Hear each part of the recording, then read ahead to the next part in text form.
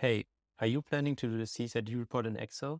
Usually I'm advocating against doing this, but in this interview episode, I'm going to talk to Urtė Karklienė, who is the sustainability manager of Oxylabs, and they're actually doing the CSRD in Excel. So if this topic interests you, definitely check this episode.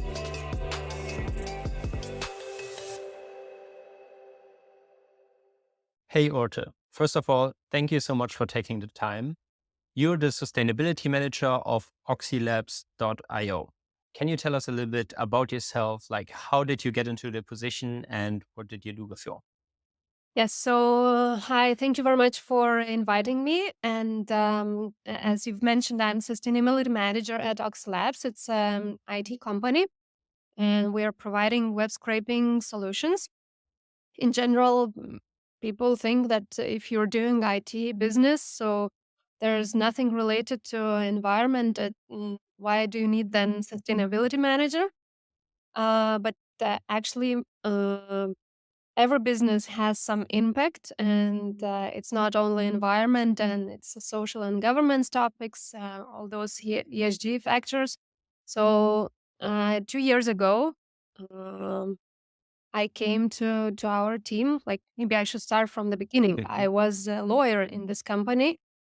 Mhm. I started working here in 2017, and a few years I worked as a lawyer. I worked with patent law, with litigation in the US. And at some point, I was tired of all the litigation stuff, even though it was really exciting working globally. But then I took a gap year and started thinking about something different. What would I like to do in my life? What would bring me more uh, value? And I came up with the idea that sustainability is something what I'm relating with. And I took a course of Cambridge Sustainability Institute on sustainability management. I understood that it's going to be an obligation for big companies to report. So I related myself and our company with all those regulations that at some point, at that time, it was not clear yet when all the deadlines will come. But I came to my company and I explained that there's gonna be some kind of regulation, and you can do it in the way as often something happens that when it's already a fire, then company is starting to do something. So I was proposing that we should start doing before, easily Mhm. prepare, and at some point when the regulation comes into force, that we are ready and without a panic. So my idea was that it looks like GDPR regulation, that no one was caring that much about privacy, but when it came into the effect, suddenly everyone started needing privacy lawyers, and at some point it became as a natural thing to have a privacy person in the company. So I believe that in the future it's gonna be the same thing with the sustainability. That there's gonna be like hygiene that everyone has to talk about it, think about it, and especially big companies which have to report. So you need someone who take care of that. So long story. Yeah, no, super cool to hear. So what happened in your gap year that you decided to become from a lawyer to a sustainability manager? Because I guess from like the outside perspective, sustainability doesn't seem like the easiest topic, I would say. So what was your motivation behind that? Well, I think I always had some kind of perspective or interest in environment, in social topics, diversity, inclusion. It was always important, and I was interested in those topics. And when I started talking about sustainability with some professionals, they were telling me that actually sustainability is something what lawyers and finance people should do. Because at that time in Lithuania, it was more like marketing people that, okay, so you are doing PR, so do something with sustainability, and usually from communications, public relations, all those departments were in charge of sustainability. And now Mhm. I see the shift that more and more finance and legal people are taking uh, those topics into their area, because for me it was why I thought that I can move to sustainability. I have a legal background, so I understand what's written in those documents, in those legislation, and for me it's then easier to understand what's required from the company. And I would say sustainability, or if we look at in a narrow perspective, ESG is like a compliance. So you just have to comply with some rules. Of course, sustainability is a broader idea of your values and vision, Mhm. and not just having a checklist that you complete and you're good to go. So, in my opinion, for sustainability, you need more than just a checklist. And I believe that our company can do more than just a checklist, that we can create a positive impact. And that's why I'm very inspired, and I like what I do, because I see how I can change the world, or at least our company policies, practices, something. So I think I had this confidence just because I was a lawyer and I understood that how complex is sustainability. And I would say that 50% of my confidence came from that I'm not afraid to read those documents. Yeah, I think that's a very good skill to have. I think, especially right now in sustainability, with all the legislations from the EU and all the different things that one has to keep up with, I think being able or being already familiar with legal text and knowing how to work with them is definitely a very good skill to have as a sustainability manager right now. You already mentioned that sometimes people ask, like, hey, why does Oxylab need a sustainability manager if it's an IT company? Can you tell us a little bit more about what your company does? And then also, what are the sustainability related topics that come up in Oxylabs? Yeah, so as if we look only to CO2 emissions topic, so then I would say that there's not much to say, because we rent our offices, we rent our data centers. So basically, we do not create any material product. We provide IT services. So there are no factories, no um, waste, and in general, in that case, we could say that there is not such a big impact. But if we look into IT sector in general, so it's a popular citation that it's around 4% of whole world CO2 emissions, which are Mhm. around the same as aviation industry, and that this digital world creates the same amount as aviation of CO2 emissions.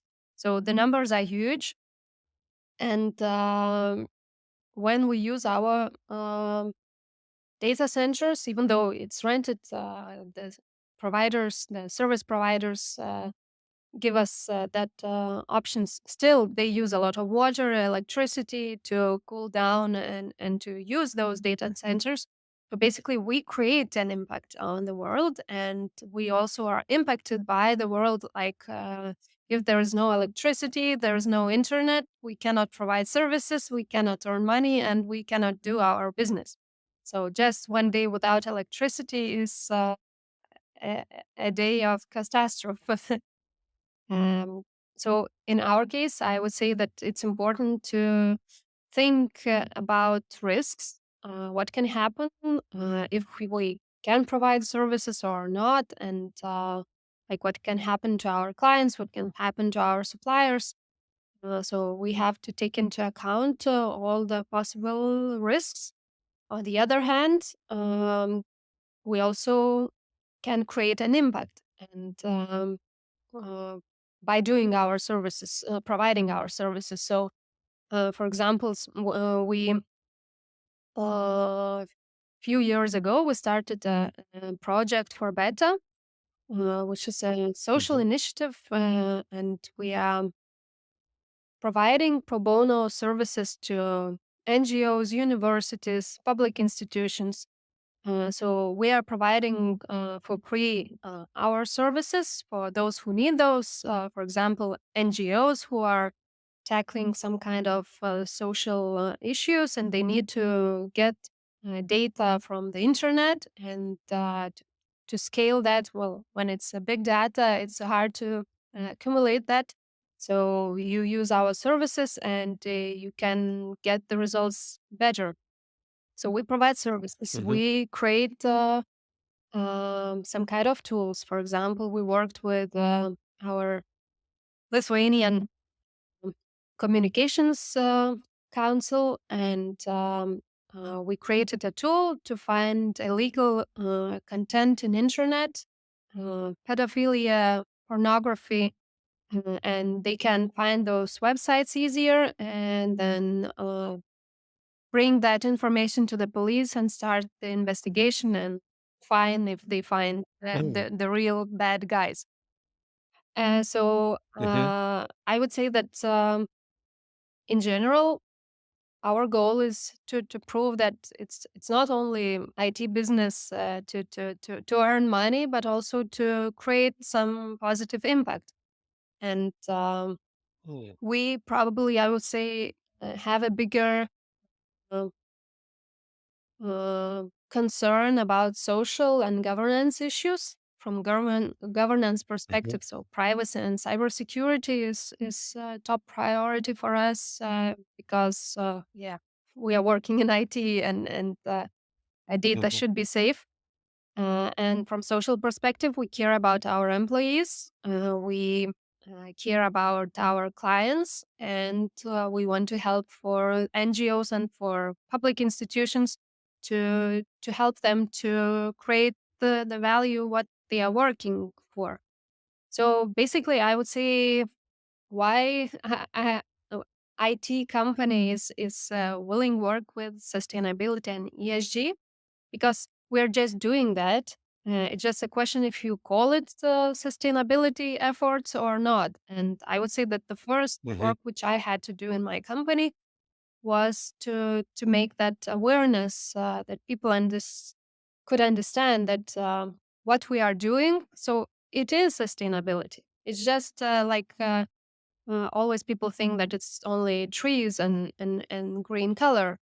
But Hmm. when you explain, give examples. So also, then people understand. Okay, so maybe if we already got an award for sustainability, so maybe we are sustainable and everything's fine. So it's just education, and afterwards.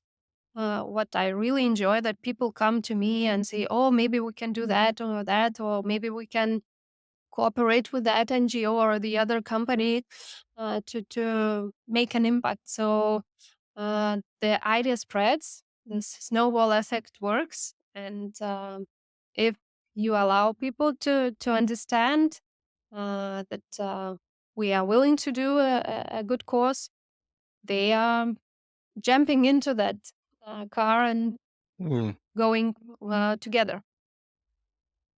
Yeah. No, I think it's super nice to see that you're not only looking at the footprint you have as a company, but also on the impact that you can provide. I think that's super important. Maybe a quick question before I go to the next chapter. Um, are you the only sustainability person working in Oxylabs, or can you even say that? Like maybe other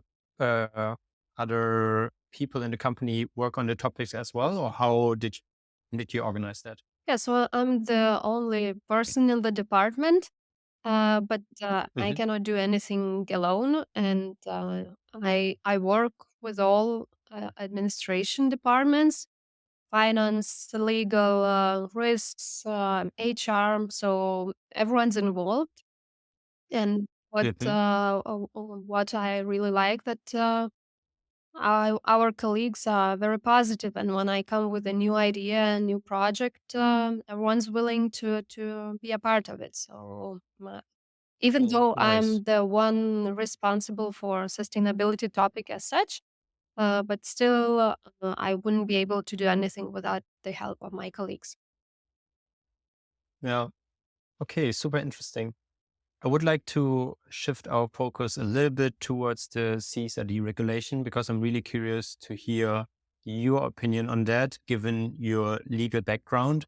So, how is Oxylabs approaching the CSRD regulation? How are you trying to cover the topic?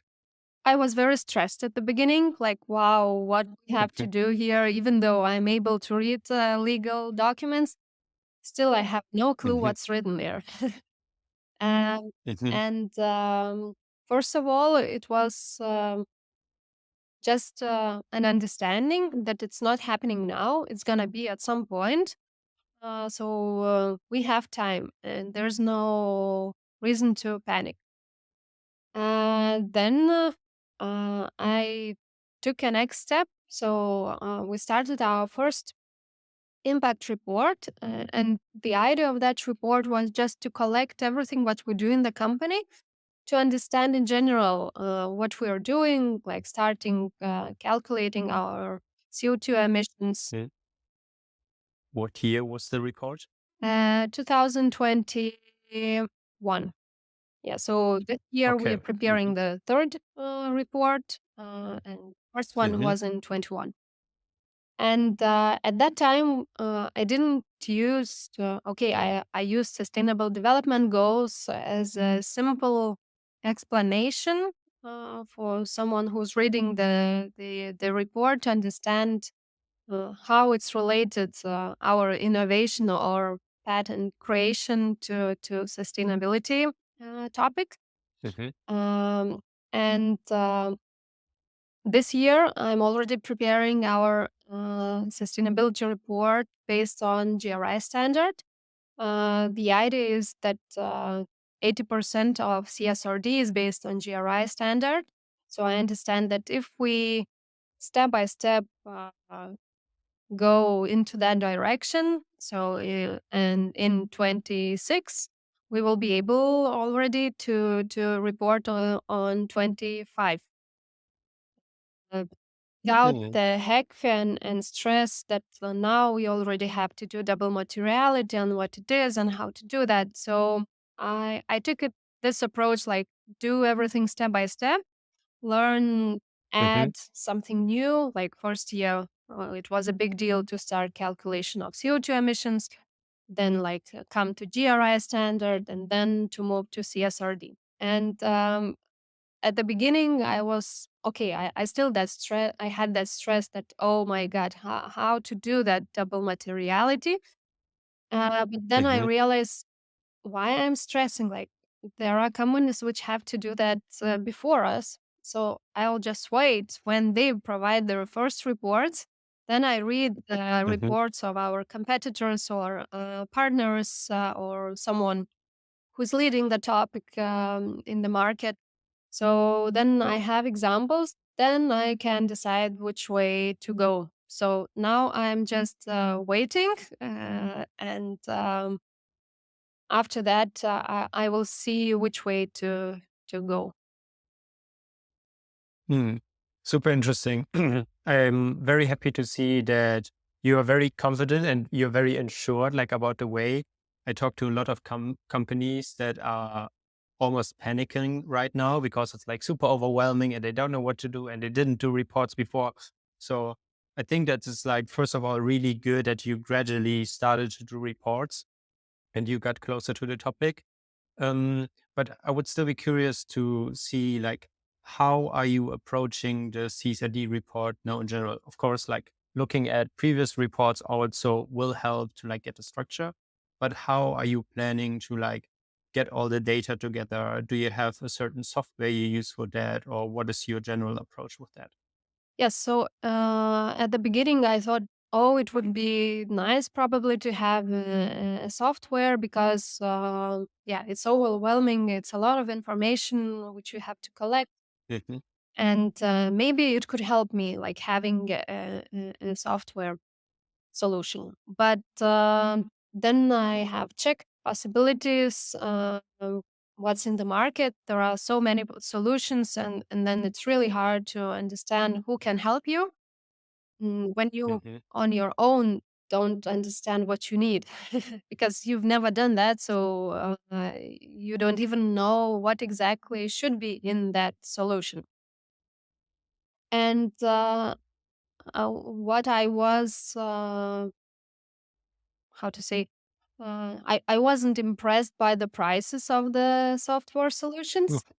Uh, mhm, and I think this was the main thing. Like, if I have to pay so much money for the thing which I still not sure if it helps me, so maybe I should just start with the Excel sheet. And when I already have those pain points that I understand I cannot do something with that, then I go and search for the help. So for the moment, Excel works for me very fine because mhm, I would say that it's not like a um, supermarket where you have coffee, milk, meat, whatever, like thousands of products which are important for you to go through your supply chain. So we have those digital services, and it's not that complex mhm, as for companies with a big product variety. So in that case, I thought maybe I prefer to have a consultant. That when I have a question, I come to a consultant and I get the answers instead of having a platform because I had, I would say, negative experience with CO2 emissions calculations. In 2021, I mhm, decided that, yeah, I don't know how to do that. So I will take a platform. At that time, I was thinking whether it should be a consultant or a software solution. And like, well, we are software, not software, but the digital company. So, like, yeah, mhm, it's better to have advanced solutions. And I chose the platform for the calculations, but it okay, it was a good start to understand how to and how to collect the information, what's mhm, needed. But then, when you already have the results, it's at least the solution which we used. It was not possible to check whether the data or the numbers are correct. And because when you work with a platform, no one gives you the factors, no one gives you the calculations. You just get a final result. And mhm, then I had those complications like I want to understand why this number is here, and I cannot check that. Then I ask the consultants from the software provider, like, is it correct? Is it not? And then what scared me that every time it means that I have to look for those mistakes. And okay, sometimes it's correct, sometimes it's not. But then, um, like, how many other areas which I haven't questioned whether they are correct or not? So I found it mhm, not appropriate way to come to the question. And this negative experience for me led me uh, to to take consultants for 2002 and 2003 calculations. And I think that it was much better experience for me because I mhm, always could ask questions. I always could check mistakes in this Excel sheet, and like you see whether it's my mistake that I took the wrong data from my information, or it's a mistake of I don't know, factor or calculation somewhere in the process. But I was able to check the process. So for the future, Mhm. I believe that I'm still gonna work with the consultants with the calculations. Well, we have our inventory now, and what we have to do it. So to do the calculations, so we can do it on our own now. So it's also a progress. Like we started with the platform, we understood that we have bigger needs because before I was not even aware what I need in that platform. So when you use, you see that okay, I Mhm. like it, I don't like something, um, but the pros is lower than negative side is bigger than positive. Then okay, so I choose to work with consultant in that case, oh, I got the product, so I have my inventory, so I can calculate my emissions on my own. But then, okay, you have to update your factors for the calculations. In that case, I choose either I want to pay to someone who can provide me factors, or I come back to my consultant and he updates my numbers, but then for the lower price than for doing all the work. So for us, it was Yeah. like taking a software solution was double the amount what we paid for the consultant. And now if we do it internally, it's also numbers decrease a lot. So it's Yeah. financially better for us, at least in this case, was having a consultant instead of a platform, and convenience, and checking mm, the result. Is it good or not? In that case, my idea was that with CSRD reporting, first of all, I have to try to do it on my own by using Excel. And in that case, when I have questions, then it's better to go to a consultant and to ask that specific question because platform doesn't answer. It just says, fill in the data, and that's it. So I think it's better that to understand why, but not just do it. Mm. Yeah, that's super interesting. Usually in those conversations, I more have the opposite side that companies are using softwares and they are rather not doing with Excel. But the way you explain it makes perfectly sense and it's super interesting to see. I would really like to know when you were looking for a CSRD software solution or you were in general looking for different solutions, what were specific criteria that you would have needed in order to decide for a solution? Or what criteria in general were important to you to then decide maybe even for a consultancy? Well, I would say the first thing is the price. I would say that all the Hmm. solutions what I have checked, at least at the moment, the prices for me looks too high.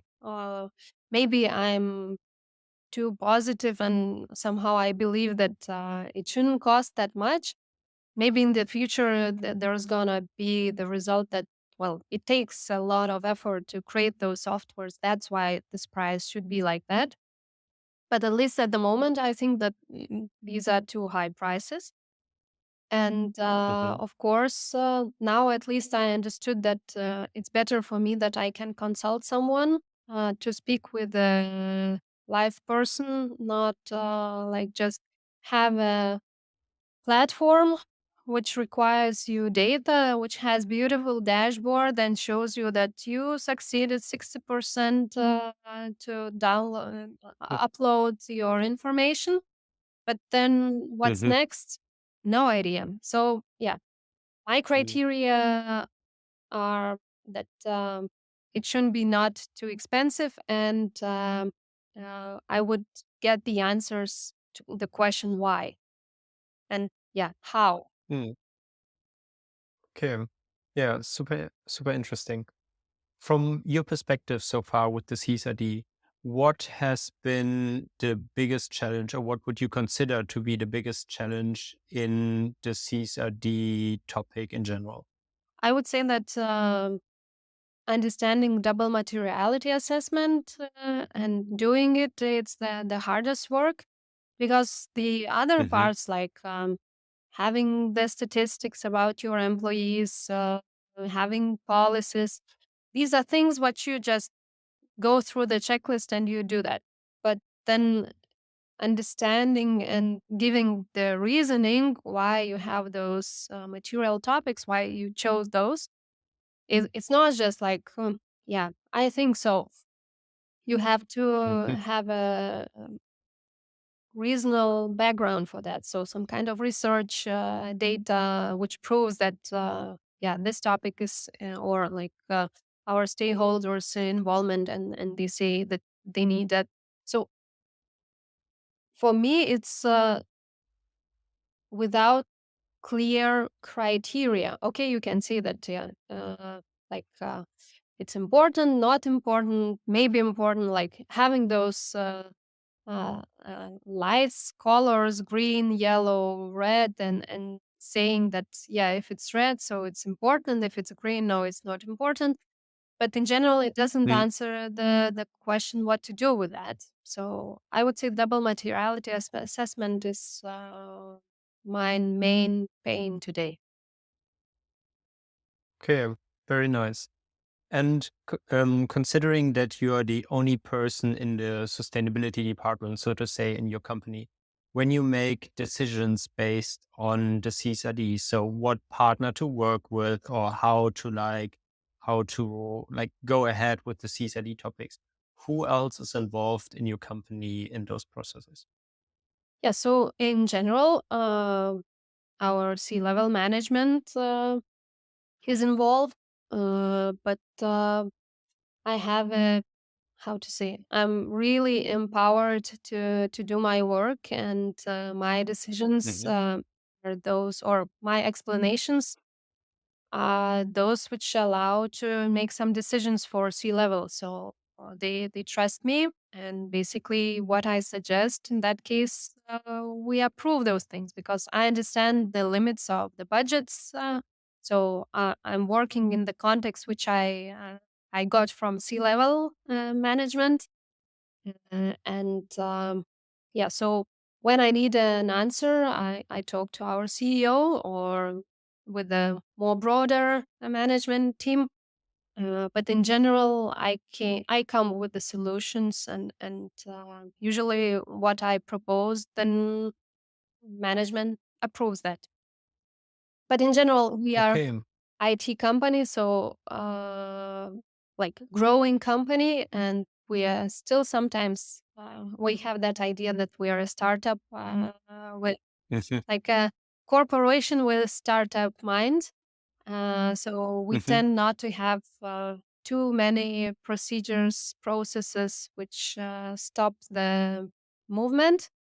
So I would say it works very well at the moment, at least that I spend my time on, maybe, yeah, maybe I need a half year or a few months to decide on the software or the consultant after all the talks and checks and everything. But then it's my problem to, if I want to have that half year of checking, or I do it in 1 month and that's it. So I have a very big scope and empowerment. That's very nice to hear. Mm, I would like to draw a bit from your experience. So because I feel like you already like have extensive experience now with CSRD and you did other sustainability reports before. But let's say you talk to a sustainability manager from a company that has done no prior sustainability reports. They basically just realize that they have to comply with CSRD and have to completely start over with the topic. What recommendation would you give to such a company to like how to start, what to do, how to not be completely overwhelmed and paralyzed before even doing the first step? Like, what would be a recommendation to give to such a company? Yeah, I can tell the way I did it at the beginning, because I just had a Hmm. short course of 3 months and no uh, practical experience. So I was thinking, where should I start? And Hmm. I would say that the first help for me was sustainable development goals.